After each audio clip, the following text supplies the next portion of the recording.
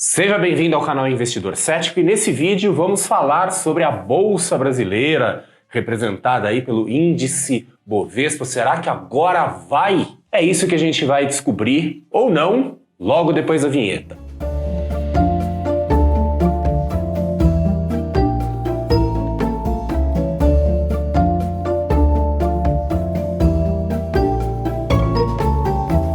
Acontecimento significativo da Bolsa que ocorreu na semana imediatamente anterior à gravação deste vídeo é a entrada do índice Bovespa no território chamado no jargão do mercado financeiro de bull market, o mercado dos touros, quando o mercado está oficialmente em tendência de alta. E existem algumas métricas aí mundo afora para definir quando um mercado está em alta, quando ele está aí no proverbial bull market. Duas dessas métricas muito famosas são a média móvel de 200 dias, então a média que representa os 200 dias anteriores, quando o preço passa para cima dessas médias. Por essa métrica, o Ibovespa já está em bull market há algum tempo.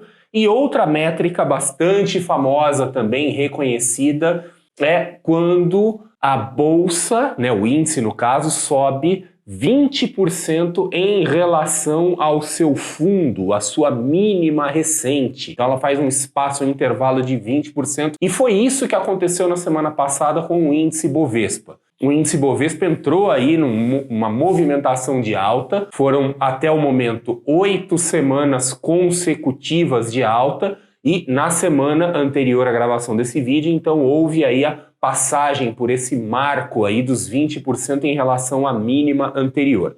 E uma coisa importante é que esses números, 200 no caso da média móvel e 20%, são números que absolutamente não têm nenhum significado. Não são números cabalísticos ou números mágicos que beram algum tipo de força oculta aí no mundo da Bolsa de Valores do mercado financeiro. São números arbitrários, que têm em comum o fato de serem números redondos, 220. No caso da média de 200, é algo assim próximo ao que seria um número de pregões ao longo do ano, dias úteis aí, 250, 252, alguma coisa assim. Então arredondaram um pouco para baixo. Então esses números são números arbitrários e que ao longo de décadas aí no mercado financeiro se tornaram reconhecidos, Então a gente pode dizer que os usos e costumes do mercado financeiro fizeram com que esses números se tornassem reconhecidos. Quando acontece isso, então a mídia chama atenção, as pessoas chamam atenção e esses números então acabam virando a famosa profecia autorrealizável, porque as pessoas passam a reagir a esses números. Então sai no jornal, sai nos portais de finanças e eventualmente as pessoas se entusiasmam, entram naquela empolgação e o mercado anda mesmo. Então é por isso que esses números têm um significado. Eles têm um significado pelo sentimento que eles despertam aí nas pessoas, nos agentes do mercado financeiro, mas em si só não tem significado nenhum. Então aí vem a pergunta, já que agora o índice Bovespa entrou em território de alta, em bull market, por essas duas métricas, será que ele vai andar mesmo ou é o famoso voo de galinha, Quer dizer, vai dar ali uma voadinha e volta para onde estava? Bom, é impossível saber naturalmente, mas nós temos aí algumas pistas, Temos algumas coisas aí. E sabemos que no caso do mercado brasileiro, um grande motivador, um motor dessa alta recente tem sido a expectativa de queda de juros aqui no Brasil. Lembrando que no momento da gravação desse vídeo, a taxa Selic segue em 13,75% ao ano. As expectativas são de que a gente comece a ter um início de ciclo de queda, quem sabe ainda no começo do segundo semestre de 2023, vamos ver, Então esse seria talvez o principal driver, o principal motor, motivador dessa subida recente da Bolsa. Então lembrando o seguinte, a taxa de juros ela continua exatamente aonde está, ela não caiu, mas os agentes econômicos eles já se antecipam ao que percebem ser um cenário de grande probabilidade de queda de juros. Vai acontecer? Não sabemos. Porém, neste momento, a gente presume que o caminho de menor resistência para a taxa de juros é para baixo. mas ainda há a ver. Então eu quero lembrar 3 coisas antes da gente explorar um pouco mais aqui as questões do próprio Ibovespa.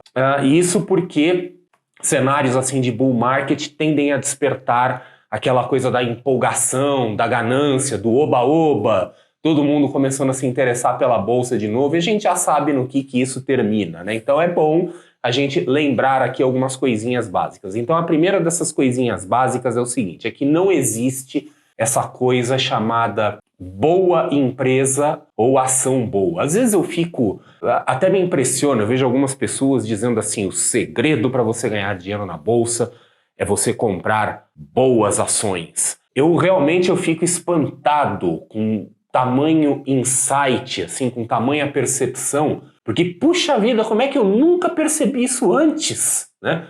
Quer dizer, todo mundo no mercado financeiro, no segmento acadêmico, está tentando entender exatamente o que é uma empresa boa ou uma ação boa. Porque a gente sabe o que é uma ação boa no passado. A gente sabe que é uma empresa boa no passado. A gente olha o balanço da empresa, a gente vê os números dela, ou a gente vê o gráfico de uma ação, a gente vê o movimento passado dela. Então é muito fácil a gente dizer assim, olha, até hoje ou até a data de publicação do balanço aqui foi uma boa empresa. Mas assim, basta dar uma dor de barriga aí, alguma loucura, alguma oscilação hormonal aí no CEO da empresa que vocês vão ver aquilo ir pro buraco, assim, como se tivesse se jogado de um avião sem paraquedas. Enfim, eu ainda estou tentando descobrir aí, eu com algumas décadas de mercado financeiro, eu estou tentando entender o que é essa tal de ação boa ou empresa boa, né? Como é que essas pessoas têm essa capacidade premonitória aí que, infelizmente, eu não consegui desenvolver isso, mas tudo bem. Então, a gente sabe que uma ação é boa ou uma empresa é boa olhando para trás, olhando pelo retrovisor. Então, como que a gente vai procurar comprar empresas boas ou ações boas? Então nós vamos usar algum tipo de ferramenta, algum tipo de métrica, pode ser algumas ferramentas de base fundamentalista, técnica, aí cada investidor tem a sua preferência. Vamos montar uma carteira onde nós vamos limitar a exposição a determinadas ações. Pode ser uma carteira por estratificação, pode ser uma carteira um pouco mais sofisticada. Aqui tem vídeos no canal que ensinam sobre esses diferentes modelos de carteira, mas a gente sempre limita a exposição, porque a gente só vai saber que a empresa é boa depois que o tempo passou. Às vezes a gente fala assim, nossa, essa empresa devia ter comprado mais dela. Pois é, né? Mas da mesma forma, algumas a gente olha e fala, eu devia ter passado longe dela. Então essa coisa de ser boa ou não ser boa é meio ilusória. Uma segunda coisa que na maioria dos casos é ilusória é o market timing. É a pessoa que presume que ela consegue antecipar os movimentos do mercado. Então agora vai subir, agora vai cair, agora tal ação vai bombar. Faço questão de ressaltar aqui que na maioria dos casos o market timing é uma ilusão, porque eu já vi algumas vezes acontecer. Tem algumas pessoas que parecem que têm um talento especial mesmo, ou têm muita sorte e conseguem acertar o timing do mercado, e existem métodos principalmente aqueles que são baseados em ferramentas de análise técnica, que se não acertam o timing do mercado, pelo menos eles conseguem nos dar entradas um pouquinho melhores, né? Então, eu diria assim, eu não vou dizer que market timing é uma coisa fácil, mas também não vou no outro extremo do pessoal que fala que preço não importa e que market timing é uma coisa assim absolutamente ilusória. Eu diria que o market timing é ilusório para a maioria das pessoas. A maioria das pessoas erra feio quando tenta acertar o timing do mercado. E a terceira coisa, e mais importante, e que mais está associada a esse movimento da bolsa, é o seguinte: a taxa de juros manda na bolsa. A renda fixa manda na bolsa. A renda variável se subordina totalmente à renda fixa. A renda fixa torna a renda variável submissa. Eu sei que algumas pessoas gostam de dizer, porque a renda fixa é isso, aquilo, falam com um certo desdém da renda fixa, mas eu quero lembrar o seguinte: a taxa de juros define a taxa de atratividade dos ativos de renda fixa e os ativos de renda fixa definem o custo de oportunidade dos ativos de renda variável. Isso porque em circunstâncias normais, nenhuma pessoa normal da cabeça vai querer investir em bolsa de valores, em renda variável, com todas as oscilações, toda a volatilidade, todos os riscos, se conseguir um retorno maior na renda fixa, né? Um retorno com mais segurança, com menos volatilidade. E no caso do Brasil, com as nossas altíssimas taxas de juros, a gente consegue um retorno muito alto em renda fixa de títulos públicos, títulos do governo, que tem um risco de crédito que virtualmente é zero. Então é muito difícil competir com taxa de juros. A taxa de juros e, consequentemente, a renda fixa, que é definida pelas taxas de juros, é o que vai determinar o que acontece com a renda variável. Então, assim, a bolsa sobe se a renda fixa deixar. Basicamente é assim que funciona. Renda fixa manda na renda variável. E o que está acontecendo agora é uma movimentação da renda variável da bolsa na expectativa de que a taxa de juros vai cair, ou seja, na expectativa de que os juros vão deixar a bolsa subir, porque a bolsa só sobe se os juros permitirem. Juros mandam na renda variável. E, novamente, renda fixa é um tipo de investimento que está associado à taxa de juros, né? Então isso é uma coisa importante para a gente ter em mente, que a renda variável ali é o último elo ali da cadeia de acontecimentos do mercado financeiro. Mas enfim, feitas essas observações, é hora de falar um pouquinho então do nosso índice. Vamos imaginar o seguinte, vamos presumir que você que está aí assistindo tem aí um razoável grau de segurança de que a taxa de juros vai cair. Então fala, ó, realmente, eu acho que agora vai, o caminho de menor resistência para baixo, os políticos estão pressionando, as empresas estão pressionando, o próprio presidente do Banco Central de vez em quando dá uma incerta ali, sugerindo que ele pode ficar um pouco mais flexível. Então vamos presumir que de fato vamos ter aí essa queda de taxa de juros. Vale a pena entrar? Que outros indicadores e que outras evidências a gente tem de que pode ser um momento interessante para fazer essa movimentação, quem sabe se antecipar os juros? Então, começando pelo lado fundamentalista, olhando preço, né? Às vezes as pessoas gostam de dizer a bolsa tá cara, a bolsa tá barata. O que a gente pode dizer do índice Bovespa? Hoje, no momento que eu estou fazendo essa gravação com os dados de hoje, eu posso dizer que o PL, o índice preço-lucro do índice Bovespa combinado, né, ponderado por todas as ações que estão lá dentro, está em 6,37. Esse é o cálculo aqui que foi feito fazendo uma ponderação dos PLs de todas as empresas que compõem o índice Bovespa.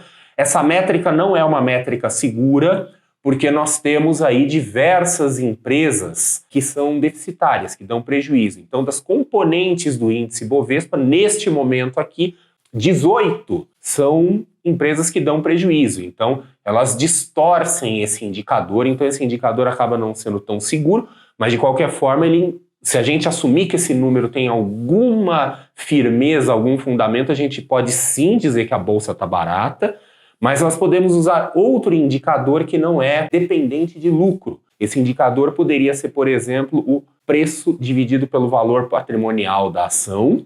Nesse caso, não da ação, mas das ações. Então, novamente, se a gente fizer uma conta aí, somar os valores ponderados aí por peso dentro do Ibovespa de cada ação que compõe o índice Bovespa, a gente chega num indicador de 1,02, que a gente pode dizer assim que razoavelmente barato. Não é de graça, não está na liquidação, não está na bacia das almas, mas considerando todo o conjunto de ações e empresas que estão ali dentro, a gente tem um número que é no mínimo razoável, tá? Talvez a gente pode dizer que é um motivador aí para uma entrada antecipada, e com a vantagem de que esse indicador não fica distorcido por questão de lucro ou prejuízo, tá? Então ele acaba dando uma visão um pouco mais segura. E do ponto de vista técnico, do ponto de vista gráfico, nós também temos aí algumas coisinhas interessantes aí que a gente pode observar. Então, neste gráfico aqui, nós estamos vendo o índice Bovespa no seu gráfico semanal, um gráfico de longo prazo. Então a gente vê que ele foi subindo, subindo, subindo, aí ele deu aquela caidona em 2020, né, a pandemia, recuperou, subiu, lá para 2021 ele fez uma nova máxima aí ao redor dos 130 mil pontos e depois ele enroscou, caiu e enroscou. Então neste momento o mercado está de lado, né, o índice está de lado, oscilando aí num range, num intervalo de preços de pontuação mais ou menos aí na faixa dos 100 aos 120. E aproximando um pouco mais o gráfico, o que a gente observa é o seguinte, que depois que ele fez essa máxima, ele caiu, ele tentou subir de novo e por 2 vezes ele bateu ali na região dos 120 mil pontos e voltou. E agora que ele entrou em bull market, por aí vai, né? Quer dizer, agora que todos esses eventos aqui andaram acontecendo, ele está de novo se aproximando dessa região dos 120 mil pontos, né? Na verdade já está ali já está nela tecnicamente falando, e que se torna uma barreira, se torna uma resistência. Neste momento, do ponto de vista puramente gráfico, o desenho sugere uma retomada para baixo, porque está batendo aqui pela 3ª vez uma região de resistência significativa. Porém, se subir, se romper isso aqui nos próximos dias, tem muito pouco espaço, tem um intervalo bastante curto de preços para chegar na sua máxima e eventualmente superar. Porque se os preços conseguem superar essa resistência dos 120 mil pontos com algum ímpeto, com algum momentum, como se diz por aí, para passar dos 130 mil se torna aí uma coisa até mais fácil, quem sabe, né? Então, temos que acompanhar aqui nos próximos dias ou nas próximas semanas como vai ser o comportamento dos preços ao redor aqui dessa região dos 120 mil pontos, que agora é uma resistência muito forte, né? Já foi testada aí 2 vezes, está sendo testada uma 3ª vez. Se passar nessa 3ª vez, aí abre caminho para frente. Todas essas coisas aqui que a gente comentou, essas questões fundamentalistas, taxa de juros, etc. e tal, começam a se convergir. Então a gente começa a ter um cenário em que uma retomada de um movimento de alta mais consistente da Bolsa se torna mais plausível. Mas, novamente, a ver o que vai acontecer. Não temos aqui capacidade premonitória, né? Lembrando que esse aqui é o canal O Investidor Cético, mas para aqueles que estão seguros, principalmente da trajetória dos juros, né? De uma possível retomada de movimento de juros para baixo, pode sim ser interessante já pensar em se antecipar aqui e começar a se posicionar pelo menos com alguma coisinha em bolsa de valores, em renda variável. E é isso aí. Aproveita para deixar aqui nos comentários o que você acha, o que você está vendo. Você acha que já é o caso aqui de queimar a largada e começar a se posicionar em renda variável? Ou será que você já está neste momento? Conte aí qual é a sua visão para o futuro de curto prazo do índice Bovespa. E aí, esse bull market vai se segurar ou não vai? Então é isso aí. Espero que você tenha gostado desse vídeo. A gente se vê num próximo vídeo aqui no canal Investidor Cético.